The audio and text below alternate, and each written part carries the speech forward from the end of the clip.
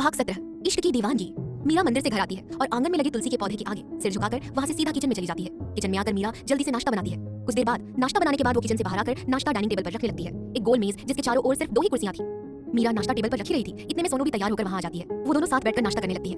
अच्छा सुन, अगर तू आज होटल से जल्दी आ जाएगी ना तो खाने के लिए मेरा इंतजार मत करना। शायद आज मुझे घर आने में देर हो जाएगी तो तू खाना खाकर सो जाना। सोनू नाश्ता करते हुए कहती है। क्यों, तू आज क्यों लेट होगी? मीरा उसकी तरफ देखते हुए कहती है। पहले मैं होटल जाऊंगी, जब मेरी वहां शाम को शिफ्ट खत्म हो जाएगी उसके बाद मैं और जय उसके घर जाएंगे। आज हमारी शादी की डेट तय हो जाएगी, इसीलिए उसकी मां ने हमें घर बुलाया है और इस वजह से शायद मुझे आज घर आने में देरी हो जाएगी। सोनू ने कहा। ये तो बहुत अच्छी बात है, तू आराम से जा क्योंकि मुझे आज होटल जाना ही नहीं है, इसलिए तू मेरी फिक्र मत कर, ठीक है? मीरा आराम से नाश्ता करते हुए कहती है। क्यों, तू होटल क्यों नहीं जा रही है? जहां तक मुझे पता है तेरा आज कोई ऑफ भी नहीं है। सोनू हैरानी से बोलती है। सोनू की ये बात सुनते ही मीरा का नाश्ता उसके गले में अटक जाता है और उसे जोरों से खांसी आने लगती है। अचानक मीरा को आज मंदिर में जो कुछ उसके साथ हुआ वो सब याद आ जाता है। उसके बिना सोचे समझे रुद्र को थप्पड़ मारने वाली बात याद आ जाती है और उसे रुद्र के गुस्से से भरी हुई आंखें भी याद आती है। ये सब सोचते हुए मीरा और जोर जोर से खांसने लगती है। उसके माथे पर पसीना आने लगता है। मीरा क्या हुआ, तू ठीक है ना? ये ले पानी पी। सोनू अपनी कुर्सी से खड़े होकर जल्दी से मीरा के पास जाकर उसे पानी का ग्लास देती है। मैं ठीक हूँ, मैं ठीक हूँ। मीरा पानी पीते हुए कहती है। ये अचानक से तुझे क्या हो गया? कोई बात है क्या जो तू होटल से छुट्टी ले रही है? सोनू उसकी पीठ को सहलाते हुए बोलती है। नहीं, कोई बात नहीं है। इतने दिनों से काम करते करते ना मैं थोड़ी थक सी गई हूँ, तो सोचा आज घर पर रुककर आराम कर लूं। मीरा अपने आप को सहज दिखाते हुए सोनू से कहती है। ठीक है, तू आराम से नाश्ता कर, मैं चलती हूँ और हाँ, अपना ध्यान रखना।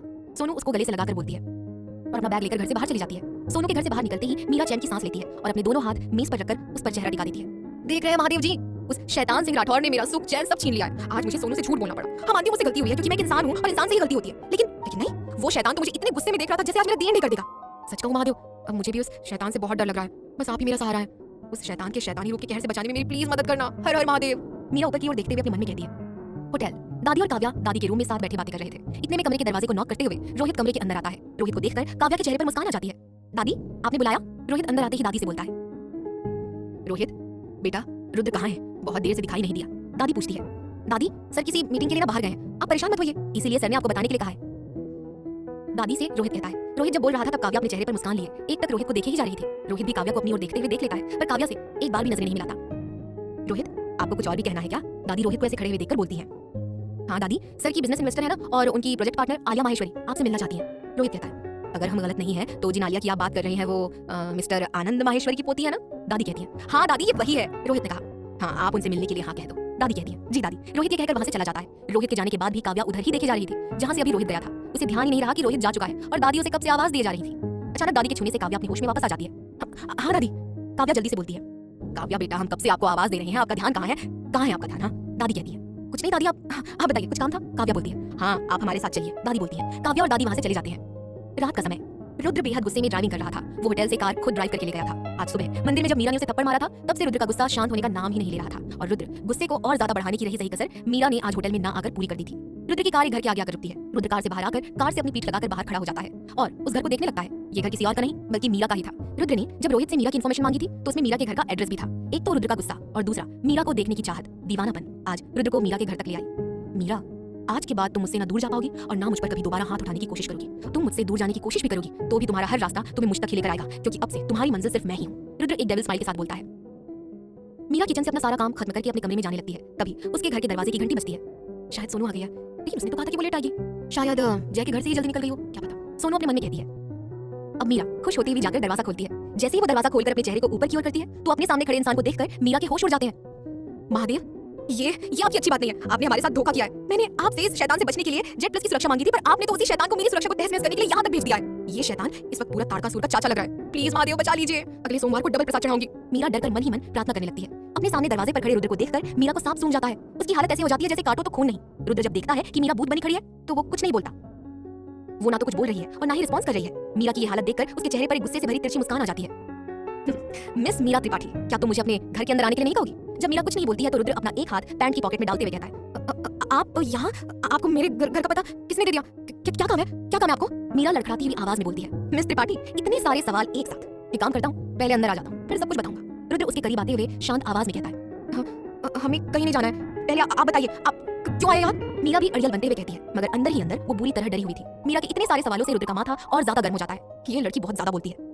अगर अगले मिनट में तुम घर के अंदर नहीं गई तो रुद्र बोल ही रहा होता है कि मीरा बीच में बोल पड़ती है। तो क्या करेंगे आप? मैं अंदर नहीं जाऊंगी जब तक आप ये नहीं बताएंगे कि आप यहाँ क्यों आए। मैं अंदर नहीं जाऊंगी। मीरा डरते हुए कहती है, लेकिन अपना डर अपने चेहरे पर आने नहीं देती। तो रुद्र ये बोलता है और आगे आकर मीरा को अपनी बाहों में उठा लेता है। अचानक रुद्र की इस हरकत से मीरा बिल्कुल चौंक जाती है। तो मैं तुम्हें खुद उठाकर अंदर ले जाऊंगा। रुद्र उसके चेहरे के करीब जाकर बोलता है। मिस्टर राठौर, क्या कर रहे हैं आप? हमें नीचे उतारिए। मैंने कहा नीचे उतारिए। मीरा चीखते चिल्लाते हुए कहती है, लेकिन उसके चीखने चिल्लाने का रुद्र पर कोई असर नहीं होता। रुद्र मीरा को घर के अंदर ले जाता है। अंदर आकर वो मीरा को नीचे उतार देता है और वापस जाकर दरवाजा बंद कर देता है। अब रुद्र का दरवाजा बंद करना मीरा को बहुत डरा रहा था। रुद्र दरवाजा बंद करके मीरा की तरफ देखता है। उसके इस तरह देखने से मीरा की डर की वजह से हालत खराब हो जाती है। अब आगे क्या होगा जानने के लिए सुनिए इश्क की दीवानगी सिर्फ और सिर्फ प्रतिलिपि एफएम पर। भाग 18 इश्क की दीवानगी। रुद्र अपनी बाहों में मीरा को घर के अंदर ले जाता है। घर के अंदर आकर वो मीरा को नीचे उतार देता है और वापस जाकर दरवाजा बंद कर देता है। रुद्र का इस तरह दरवाजा बंद करना मीरा को अंदर तक डरा देता है। रुद्र दरवाजा बंद करके मीरा की तरफ खूंखार नजरों से देखता है। उसके ऐसे देखने से मीरा की डर की वजह से हालत खराब हो जाती है। रुद्र धीरे धीरे मीरा की तरफ बढ़ने लगता है। उसे अपनी ओर आता देख मीरा डर के मारे पीछे होने लगती है। आप यहाँ क्यों आए हैं? देखिए मिस्टर राठौर, वहीं रुक जाइए वरना मीरा एक एक कदम पीछे होते हुए कहती है। रुद्र की आंखों में अपने लिए इतना गुस्सा देखकर मीरा की डर की वजह से आवाज ही नहीं निकल रही थी, या यूं कहें आवाज निकल रही थी तो मीरा को पता ही नहीं था कि वो बोल क्या रही है या उसे क्या बोलना चाहिए। वरना तुम क्या करोगी मिस्टर त्रिपाठी? रुद्र आगे आकर मीरा का हाथ अपनी तरफ पकड़कर खींचते हुए कहता है। मीरा उसके ऐसे बोलने से बुरी तरह सहम जाती है। शायद वो बोलना चाहती थी पर डर की वजह से उसकी आवाज उसके गले में ही अटक गई थी। बोलो मीरा, क्या करोगी तुम? रुद्र गुस्से में चिल्लाकर बोलता है। उसके चिल्लाने से मीरा का डर से पूरा शरीर ही कांप जाता है। वो अपने आप को रुद्र से छुड़ाने की कोशिश करने में लग जाती है। मीरा बस वहां से भाग जाना चाहती थी। वो एक पल के लिए भी रुद्र के गुस्से से आग उगलती हुई आंखों को बर्दाश्त नहीं कर पा रही थी। मिस्टर राठौर, छोड़िए हमें, मीरा सहमते हुए कहती है। मीरा, तुम कुछ नहीं कर सकती हो, लेकिन आज मैं तुम्हें जरूर बताऊंगा कि रुद्र सिंह राठौर क्या कर सकता है और रुद्र सिंह राठौर पर हाथ उठाने का अंजाम क्या होता है। रुद्र चिल्लाते हुए बोलता है और मीरा उसकी बातें सुनकर और ज्यादा डर जाती है। इससे पहले कि मीरा कुछ और बोल पाती, रुद्र अपने एक हाथ से मीरा की गर्दन को पीछे से पकड़कर उसे अपने पास खींच लेता है और उसके होठों को अपने होठों से जोड़ लेता है। मीरा की आंखें रुद्र के ऐसा करने से बड़ी हो जाती है। रुद्र बेरहमी से मीरा को किस करने लगता है और मीरा उसके सीने पर अपने हाथों से जोरों से मारने लगती है। लेकिन रुद्र का इस पर कोई असर नहीं होता क्योंकि वो इस वक्त बहुत गुस्से में था और जैसे वो इस वक्त मीरा को उसकी गलती की सजा दे रहा था। बेबसी की वजह से मीरा की आंखों से आंसू आने लगते हैं पर उसके आंसुओं का रुद्र पर कोई असर नहीं होता। वो उसे रूडली और फोर्सफुली किस कर रहा था। कुछ देर बाद मीरा की सांसें उखड़ने लगती है। तब कहीं जाकर रुद्र अपने होठों से मीरा के होठों को आजाद करता है। रुद्र से अलग होते ही मीरा की आंखों में आंसू भरे बेहद नफरत भरी नजर रुद्र को देखती है और गुस्से में रुद्र को थप्पड़ मार देती है। एक बार फिर से मीरा रुद्र पर हाथ उठा देती है। थप्पड़ लगते ही रुद्र की आंखों में खून उतर आता है और अब उसका रौद्र रूप बाहर आ जाता है। वो फिर से मीरा को अपने नजदीक करके उसके होठों को एक बार फिर से अपने होठों से मिला लेता है। वो मीरा को एक बार फिर से किस करने लगता है। इस बार मीरा को किस करने के साथ रुद्र उसके होठों पर बाइट कर लेता है जिससे मीरा को बहुत दर्द होता है। कुछ देर बाद रुद्र अपने होठों से मीरा के होठों को आजाद कर देता है। मीरा गुस्से में एक बार फिर से रुद्र को थप्पड़ मारने के लिए उस पर हाथ उठाने के लिए हाथ आगे बढ़ाती है कि रुद्र उसका हाथ पकड़ लेता है। नो मिस्टर त्रिपाठी, नो, अब फिर से ये गलती मत करना। अगर तुमने एक बार और मुझ पर हाथ उठाया तो मैं तुम्हें इसी तरीके से तुम्हारे थप्पड़ का जवाब दूंगा। और जहां तक मेरा ख्याल है तो तुम्हें मेरे जवाब देने का ये अंदाज बिल्कुल पसंद नहीं आया होगा। आगे तुम्हारी मर्जी है। रुद्र उसकी आंखों में देखते हुए कहता है। ये सुनकर मीरा अपना हाथ पीछे कर लेती है। उसे समझ नहीं आ रहा था कि उसने ऐसा क्या कर दिया है जो रुद्र उसके साथ ये सब कर रहा है। क्यों वो उसके पीछे पड़ा हुआ है? हाँ, बेहद ही घटिया और बदतमीज इंसान है। मैंने आपको क्या बिगाड़ा है जो आप मेरे साथ ये सब कर रहे हैं? क्यों मेरे पीछे पड़े? आखिर चाहते क्या है आप? मीरा चिल्लाते हुए गुस्से में कहती है। तुम्हें मैंने कहा था ना कि तुम मेरी हो, लेकिन तुम्हें मेरी बात शायद अच्छे से समझ नहीं आई या फिर तुम समझना नहीं चाहती। लेकिन अब बहुत हो गया। मैंने तुम्हें बहुत प्यार से समझा लिया और अगर तुम्हें मेरी बात समझ में नहीं आ रही है तो मैं तुम्हें दूसरी तरह से समझाऊंगा। रुद्र एक एक शब्द पर जोर देते हुए मीरा से कहता है। उसकी बातें सुनकर मीरा हैरान और बेबस होकर उसे देखती है कि कैसे सामने वाला इंसान उस पर अपना हक जता रहा है। और मैंने भी आपसे कहा था कि मैं कोई चीज नहीं हूं जिसने चाह खरीद लिया या किसी से छीन लिया। मीरा उसकी आंखों में देखकर गुस्से से कहती है। मीरा की बातें सुनकर रुद्र उसके करीब आकर मीरा को कमर से पकड़कर उसे अपने पास खींच लेता है और उसका एक हाथ मोड़कर उसकी कमर से लगा देता है। और अगर मुझे कोई पसंद आ जाए तो मैं उसे हासिल कर ही लेता हूँ, या प्यार से या जिद से, लेकिन वो सिर्फ और सिर्फ मेरा ही होता है। रुद्र उसके चेहरे पर एक उंगली फिराते हुए कहता है। मुझे ना आपकी बात समझनी है और ना ही सुननी है, इसलिए आप यहाँ से चले जाइए। मीरा उसकी पकड़ में कसमसाते हुए गुस्से से बोलती है। मिस्टर त्रिपाठी, इतनी भी जल्दी क्या है? हाँ, इतनी क्या जल्दी है? रुद्र उस पर अपनी पकड़ को और मजबूत करते हुए कहता है। क्या मतलब है आपका? मीरा बोलती है। ये सुनकर रुद्र अपनी पकड़ से मीरा को आजाद कर देता है और अपनी कोट की जेब में से कुछ पेपर्स निकालता है। उसके हाथों में उन पेपर्स को देखकर मीरा नासमझी से उसकी ओर देखती है। मुझे इन पेपर्स पर तुम्हारे साइन चाहिए और वो भी अभी और इसी वक्त। रुद्र सामने मेज पर उन पेपर्स को रखते हुए कहता है और जाकर सामने कुर्सी पर बैठ जाता है। साइन? और ये कौन से पेपर्स हैं? मीरा हैरानी से बोलती है। हाँ, साइन। मुझे इन पेपर्स पर तुम्हारे साइन चाहिए। तुमने मेरे ऊपर 2 बार हाथ उठाने की गलती की है और तुम्हारी उस गलती से मेरा लाखों रुपए का मोबाइल गिरकर टूट गया। तुम जानती भी हो वो मोबाइल स्पेशली जापान से बनकर आया था। कितना हाईटेक मोबाइल था जो तुमने तोड़ दिया। अब या तो तुम मेरे मोबाइल के पैसे दे दो या फिर इन पेपर्स पर साइन करो जिस पर लिखा है कि तुमने मेरा मोबाइल तोड़कर मेरा जो नुकसान किया है उसके लिए तुम मुझसे माफी मांग रही हो। रुद्र आराम से राजा की तरह बैठकर मीरा से बोलता है। रुद्र झूठ बोलता है कि मीरा के उसे थप्पड़ मारने की वजह से उसका मोबाइल टूटा था, जबकि ऐसा कुछ हुआ ही नहीं था। लेकिन मीरा को डराकर उससे उन पेपर्स पर साइन कराने के लिए रुद्र ये सब कहता है। नुकसान? मैंने आपका कोई मोबाइल नहीं तोड़ा है तो फिर माफी कैसी? और रही बात हाथ उठाने की, तो आपकी हरकतें ही ऐसी है। मीरा उसे गुस्से में कहती है। मिस्टर त्रिपाठी, मेरी हरकतें कैसी है ये तुम्हें बहुत जल्द पता चल जाएगा। तुम इन पेपर्स पर साइन नहीं करना चाहती तो ठीक है, अब तुम अभी और इसी वक्त मुझे मेरे मोबाइल के पैसे वापस दे दो और साथ ही जेल भी जाओगी। मैं अभी कमिश्नर को फोन करता हूँ। रुद्र ये बोलकर अपने मोबाइल में नंबर डायल करने लगता है। रुद्र के मुंह से पुलिस और जेल जाने की बात सुनकर मीरा डर जाती है। वो बिना किसी जुर्म के जेल नहीं जाना चाहती थी। मीरा, तेरे पास इतने पैसे नहीं है कि तू इनके लाखों रुपए के फोन के पैसे वापस कर सके, और ऊपर से ये इंसान इतना अमीर है, ये सच में तुझे जेल भिजवा देगा। जेल? नहीं, मैं जेल नहीं जाऊंगी। अरे साइन तो करना है और कौन सा ये हमेशा यही रहने वाला है। और अब कुछ देर में सोनू भी तो आने वाली होगी। उसने मिस्टर राठौर को यहाँ देख लिया तो पता नहीं क्या होगा, और ऊपर से ये जेल जाने की बात सुनकर वो तो बेवजह परेशान हो जाएगी। क्या करूं? मीरा अपने मन में डरते हुए कहती है। रुकिए, मैं साइन करने के लिए तैयार हूँ। मीरा बोलती है।